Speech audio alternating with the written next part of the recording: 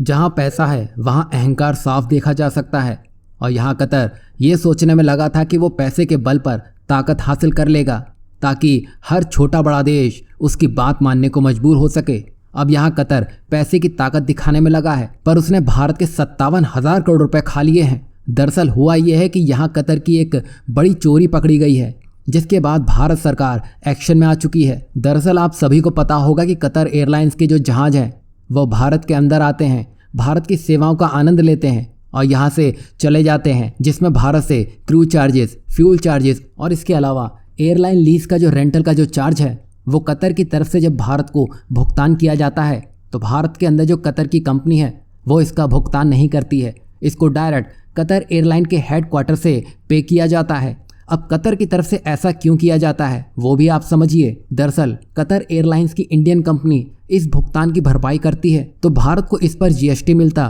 परंतु जब कतर के हेडक्वार्टर से इस भुगतान को पे किया जाता है तो उससे कतर एयरलाइंस भारत से जीएसटी बचा लेती है। और ऐसा ही कर करके कतर एयरलाइंस ने भारत के यहाँ से जीएसटी टैक्स की बड़ी चोरी की है और ये चोरी कोई छोटी मोटी नहीं है, बल्कि बिलियंस ऑफ डॉलर यानी कि लगभग 57,000 करोड़ रुपए की चोरी है। आपकी जानकारी के लिए बता दें कि कतर अमीर देशों की लिस्ट में आता है और उसकी तरफ से इस तरह की चोरी बेहद शर्मनाक बात है। और कतर के ऐसा करने के बाद भारत ने एक बड़ा एक्शन लेते हुए कतर एयरलाइंस के साथ ही साथ Etihad Airways, Emirates, Saudi Airlines, Air Arabia, Oman Air और कुवैत एयरलाइंस, इन सभी के ऊपर भारत सरकार की तरफ से छापेमारी शुरू कर दी गई है। यहाँ कतर ने भारत को छेड़कर बड़ी भूल कर दी है, जिसका जवाब भारत ऐसा देगा कि दोबारा कतर के जहाज आसमान के दर्शन नहीं कर पाएंगे।